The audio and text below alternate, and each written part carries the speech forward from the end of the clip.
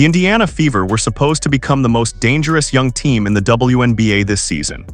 Instead, fans are watching double-digit leads disappear, defensive rebounds vanish, and Caitlin Clark carry an exhausting offensive load night after night. And after another heartbreaking home loss, the frustration finally exploded directly at head coach Stephanie White, because this is no longer just about one bad game. This is becoming a pattern. The Fever entered the year with massive expectations after the arrival of Caitlin Clark. Ticket sales exploded. National broadcasts increased. Every arena suddenly became packed.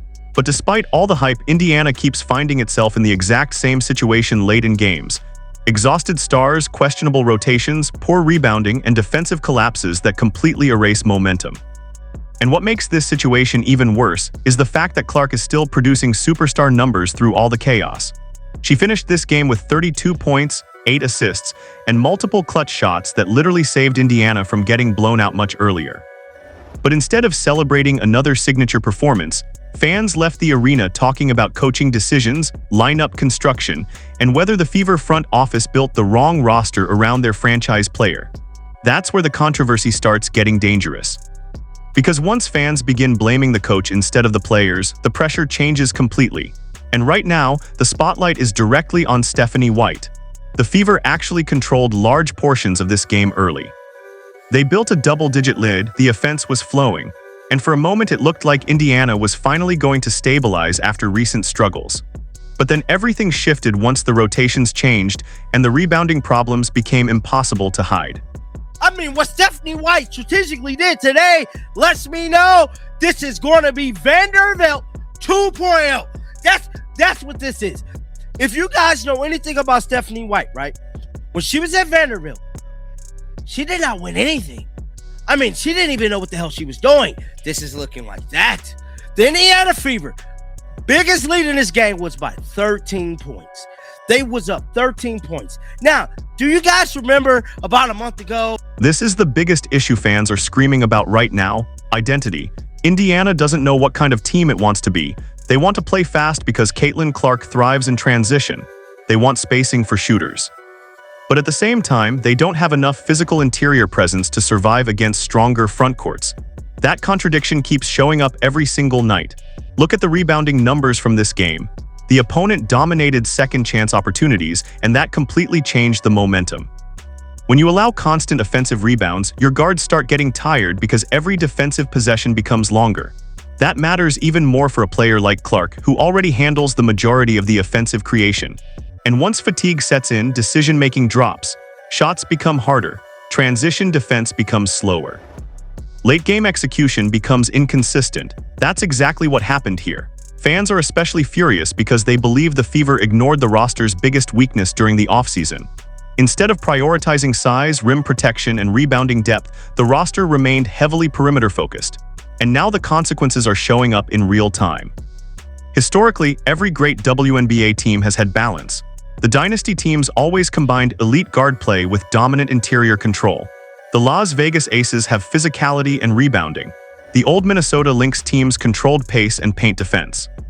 Even the championship Seattle Storm squads surrounded elite guards with size and structure. Right now, Indiana has the superstar guard, but the structure around her still looks incomplete, and fans are starting to believe the coaching staff is making that problem even worse. What happened late in this game told the entire story. Caitlin Clark looked exhausted and still almost stole the win anyway. The Indiana Fever was 14 of 35 from 3, which gave them a 40% shooting range. But it's the rebounds, and it's not just, bro. They had 31 defensive rebounds out of 37. Do you guys know what this means? You guys remember when I was telling you guys about the rebounding? They got to fix the rebounding. It's bad. This is going to be a recipe for disaster. That's what separates superstar players from ordinary stars. Even while tired, Clark kept making momentum-changing shots. She hit deep threes, created offense under pressure, and kept Indiana alive when the game should have already been over. But there's another side to this conversation that nobody can ignore anymore. How long can this workload continue?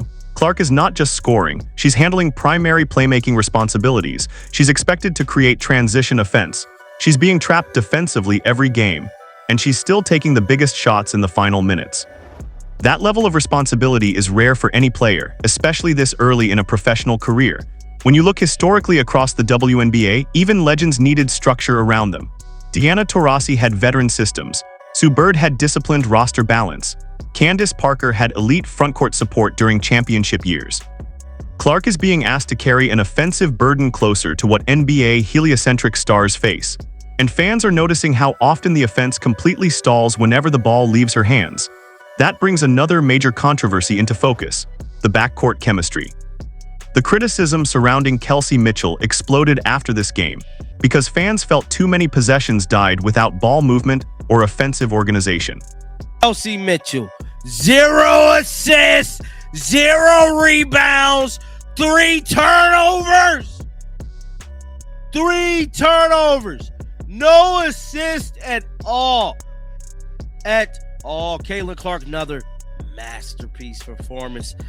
And she was the leading scorer again. She had 25 points. I mean, she currently sitting at 25 points, 7 to 22 from the field, which is another 6 to 13 from 3. Now, whether that criticism is entirely fair or not, it reflects something important. Fans no longer trust Indiana's offensive structure late in games. That's dangerous for a team trying to build confidence. Because once players start forcing shots instead of trusting the system, chemistry begins collapsing fast. And when chemistry collapses, coaches become the first target. This situation is bigger than basketball now. The Indiana Fever are one of the most watched teams in the entire league because of Caitlin Clark's arrival. Ratings increased, ticket prices surged, merchandise exploded, national attention followed the franchise everywhere. That means expectations also exploded. And when a team with this much visibility keeps losing home games in chaotic fashion, criticism multiplies instantly online. Ain't no thrill going, man. Caitlin Clark looked good. Y'all want to know what the problem is? Stephanie White in these damn lineups. I mean, the whole construction of this team was just wrong. Why we signed Dantas, bro? Like, look at this. This is a Twitter account that somebody made that I want to show you guys real quick because I found this to be hella funny, bro. Hella funny. Now, the Indiana Fever obviously got a foul, guys. Hopefully. This is why Stephanie White is under such intense scrutiny right now. Fans don't just see losses, they see missed opportunity. Because from a business perspective, the Fever should be building momentum around their superstar. Instead, the conversation keeps shifting toward dysfunction, lineup confusion, and frustration. And the scary part for Indiana is this: perception matters in professional sports. If fans begin believing the organization is wasting Clark's early years, the pressure on management becomes enormous. Especially because Clark continues proving she can handle superstar moments, that half-court shot sequence, those clutch threes, the late-game assists. The scoring despite constant defensive attention. Those are franchise player flashes, but franchise players eventually need winning systems around them. Otherwise, the noise gets louder every week. And historically, organizations that fail to maximize generational talent often regret it for years. The Fever still have time to fix this. But the adjustments need to happen quickly. They need rebounding help, they need more lineup stability, they need clearer late-game execution. And most importantly, they need to reduce the amount of pressure falling entirely on Caitlin Clark every single night, because right now she's doing enough to win. The team structure around her simply isn't matching that level yet. At the center of all this controversy is one massive question. Are the Indiana Fever simply struggling through normal growing pains, or is Stephanie White genuinely holding back a roster that should already be competing at a much higher level? Because fans are no longer just frustrated about losses. They're questioning the entire direction of the franchise. And after another painful home collapse, that conversation is only getting louder. So now the question goes directly to the fans. Is Caitlin Clark carrying this team harder than any young star in the league right now? Or are people unfairly blaming Stephanie White for problems that go deeper than coaching?